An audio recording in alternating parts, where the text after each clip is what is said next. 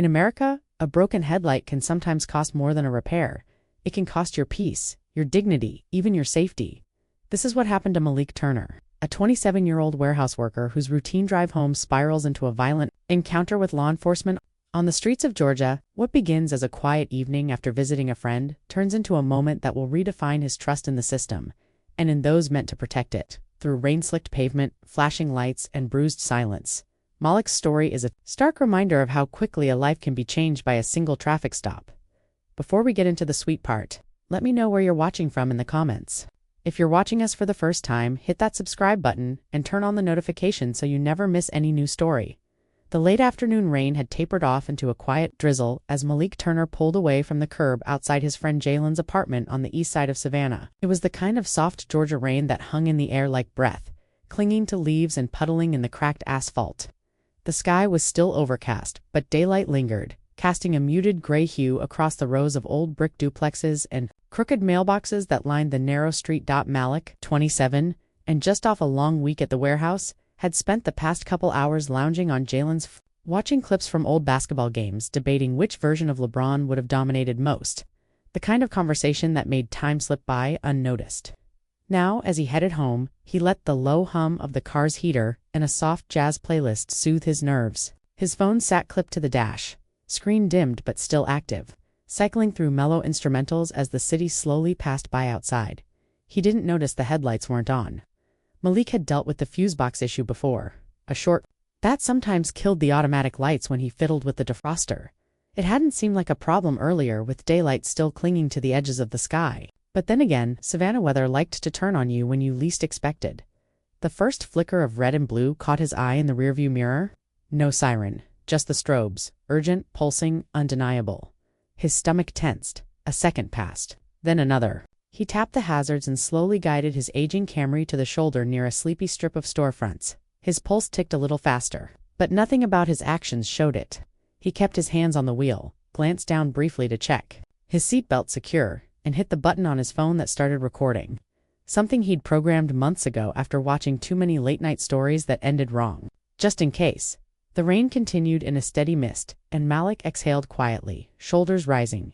Then settling again, he saw the officer approaching in his side mirror, a broad silhouette, standard issue vest, and radio crackling as the figure neared the window. Malik instinctively reached for the switch. The glass budged halfway and groaned to a stop. "Damn window, hold on," he called out, cracking the door open just enough to be heard without stepping into traffic. "It's stuck. You can hear me, though." The officer leaned in slightly, his face blank, but posture stiff. "Do you know why I stopped you?" Malik shook his head. "No, sir, your headlights. They're off. That's illegal when it's raining." Malik blinked. Even during the day, rain means lights. On, it's state law. He tilted his head, confused but calm. "I'm not trying to be smart, officer. I didn't know that." "Are you sure that applies right now?" "I mean, it's still light out." "Yes, it applies. I need your license and registration." Malik kept one hand on the wheel and gestured toward the glove box with the other. "Before I do that, could I ask you to pull up the actual law? Or maybe call your supervisor, just so I understand fully." The officer stepped back slightly, his jaw tightening. "No, I'm not pulling up the law. That's not how this works. License and registration." Malik stayed composed. His voice was low, but even, "Look, I'm not saying no. I'm just asking to clarify what I did wrong before we go further. That's fair, right?" Another cruiser rolled up quietly, its lights bouncing off the damp storefront glass. The air felt heavier now, like it knew something was about to shift. "I'm going to ask you one more time," the first officer said. "Step out of the vehicle." Malik's brow furrowed. "Wait, for what? I didn't refuse anything. I just asked to speak with someone who can explain it better." "You are refusing to comply with a lawful command. Step out of the vehicle." Malik glanced at his camera, still recording silently from the dashboard. He kept his voice measured. "Sir, I have not broken any law to my knowledge. I'm not being aggressive. I haven't raised my voice. I'm not armed. All I asked was to speak to your supervisor. That's not unreasonable. You're obstructing. I'm sitting still. Step out now. I'm not trying to escalate this. I just want a conversation, please." The officer turned toward the second cruiser, waving his partner over. The second officer, a younger man, maybe mid-30s, approached the passenger side with his hand resting near his holster. Malik caught the movement in his peripheral vision. His heart was beating faster now, But outwardly he was a model of, "This is all being recorded," he said aloud. "More for the record than for them. This is my phone, it's mounted. I'm not reaching for anything. I'm not resisting." The original officer leaned in again. His voice was louder this time, clipped. Not yelling, but close. "Last warning, open the door and step out of the vehicle or we will break the window and remove you by force." Malik didn't move. Didn't blink. The camera picked up his next words clearly. "I do not consent to being removed. I am not resisting. I am asking peacefully for a supervisor." A baton came into view, glinting in the muted light. "I'm not reaching for anything," Malik said again. "My hands are right here." A shout. A swing dot. Then crash dot glass exploded inward, the shards raining across Malik's lap and dashboard like sudden hail. His phone trembled from the shock, the screen vibrating with the force of the blow. His face turned instinctively. A cry caught halfway between breath and pain. The officer's arm reached through the shattered window, grabbing Malik by the jacket, collar, yanking hard. A tangle of arms. More shouting. The phone tilted sideways, catching only part of the chaos. The inside of the door, a sliver of blue sky beyond. Then another figure lunging in from the passenger side. A second baton. A scream, a flash of light off metal, and then nothing. The phone's camera feed flickered, scrambled, and finally cut to black dot. Just rain. Just the dull thud of boots on wet asphalt. Just the soft, almost apologetic hum of jazz still playing. Beneath the chaos, one last note before silence swallowed everything. Everything went white for a second. Just soundless, weightless. Numb, then pain dot. It came roaring in all at once, like floodgates opening. The cold bite of shattered glass pressing against Malik's legs. The sting of fresh air colliding with a bleeding mouth. The brutal yank on his collar as the officer's hand latched and pulled, dragging him out of the driver's seat like he was luggage. Not a man, his body folded awkwardly as they pulled him onto the slick pavement. One foot caught on the door, frame twisting painfully. He barely had time to suck in breath before the first fist connected. Hard, swift, somewhere near his temple. Then another. Voices swirled above him, overlapping, barking, "Stop resisting. Hands behind your back, get down." Though he was already down, already prone. Arms caught beneath his chest like a rag doll crumpled on the ground. A boot pinned his spine as a second punch cracked into the side of his face. Malik's vision blurred. He tasted iron. Something inside his mouth burst as his teeth slammed into the soft tissue of his lip, slicing clean through it. Blood streamed down his chin, warm and fast. His phone, still recording, lay face down somewhere on the sidewalk. It caught snippets, shouts, the static of a radio, the dull thud of fists meeting flesh. The screen had gone black, but the microphone kept rolling, capturing the surreal chaos like a distant storm. "Please," Malik tried to say, but it came out mangled, more groan than word. One of his hands was twisted behind him now. Zip ties, cinched tight, biting into his wrist. The rain had picked up again, a soft curtain falling over the street as a third officer hovered above, scanning the area in his mind. Malik wasn't entirely there. The world had split apart. One version where he was still in the car, asking calmly to see a supervisor, and another where he was now a body on the sidewalk, bleeding and dazed. Like an extra in a war film who didn't know the script had changed, the sky above him blurred into light and motion, flashing red, sharp blue. The siren finally came alive, wailing across the empty street. Useless now. His ears rang, his fingers felt distant, numb. His pulse pounded in strange places, his teeth, his wrists, the hollow behind his eyes. He blacked out just for a second, long enough for time to lose its place. When Malik came back, he was in the back of a cruiser. The door was shut, the windows fogged. Blood was drying on his lip, cracked in a line across his chin. His shirt was damp with rain, his jacket torn at the collar. One officer sat in the front, expressionless, tapping at a tablet. The other stood outside, speaking into a radio, but Malik couldn't hear the words. His mouth throbbed, his head pounded. His knees were scraped raw from being dragged. When he shifted, he could still feel bits of glass embedded in his jeans. He didn't remember being read his rights. Did they read them? He tried to sit up straighter, but the plastic seat was molded, rigid, designed for discomfort. His arms had stopped tingling. Now they just hurt. The zip ties had been replaced with cold metal cuffs that pressed hard.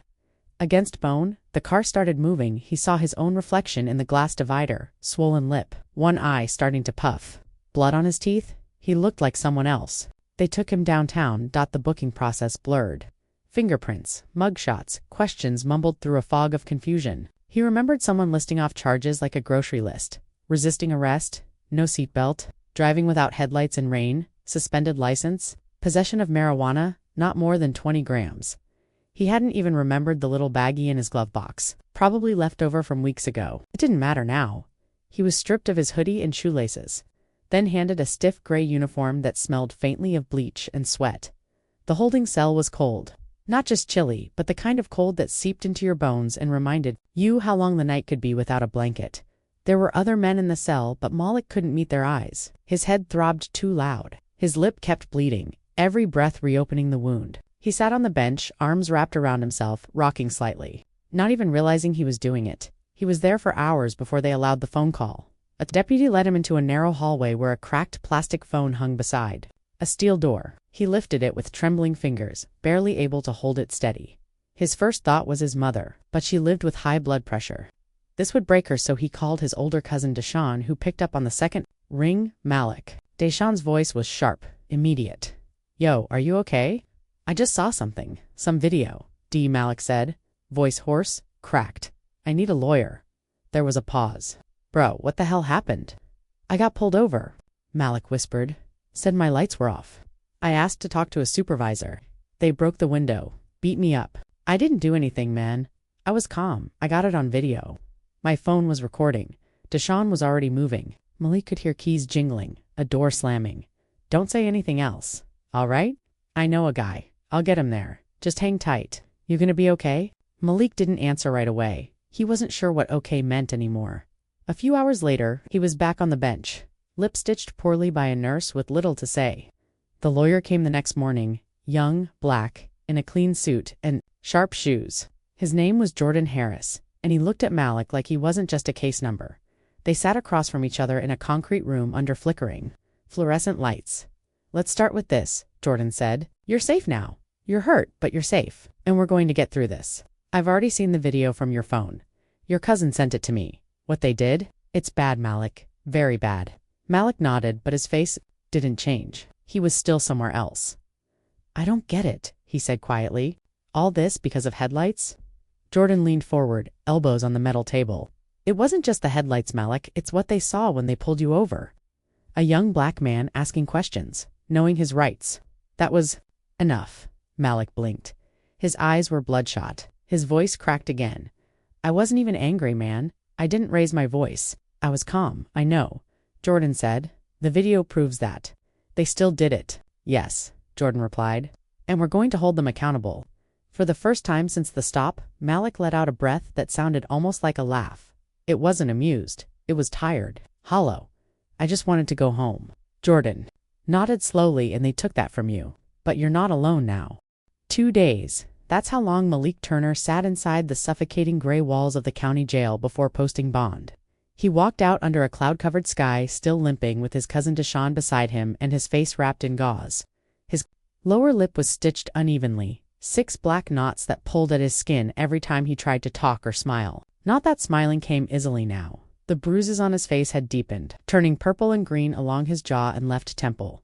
His wrist ached from where the zip ties had cut in. His ribs felt tender every time he coughed or leaned back too far. But none of that stopped him from opening his cracked phone, the same one that had recorded everything, and uploading the video. It was short. Just over 4 minutes, the footage began with the rain tapping softly on the windshield. The low hum of a song playing from the car stereo. Malik's voice was calm, measured, almost cautious as he asked, again and again, to speak to a supervisor. The window wouldn't roll down, so he cracked the door to talk. The officer barked orders, stepping closer. Malik never raised his voice. He stayed seated, filming. Then came the shout, "Exit the vehicle or we will break the window," followed by the loud pop of a baton and the glass shattering. The screen went black, but the audio remained. It captured the struggle, the shouting, the body hitting the ground. And then silence. Within hours, the video swept across social media like fire. On dry leaves, by nightfall, it had been reshared hundreds of thousands of times. By activists, journalists, former classmates, celebrities, and strangers who didn't know Malik but recognized the story. He wasn't alone anymore. News outlets called it the Savannah Stop. The hashtags were instant. Hashtag Justice for Malik. Hashtag Broken Window Policing. Hashtag He Asked for a Supervisor. People filled comment sections with messages of solidarity and outrage. Some posted side-by-side screenshots, Malik's bloodied face next to the officer's calm expression from the booking photo by morning. Two civil rights attorneys had already reached out, Harry Daniels and Ben Crump. Both were familiar names. Both had stood beside families in moments like this, turning personal trauma into public demand. When they met with Malik, they didn't talk down to him. They listened. They validated. And then they started planning.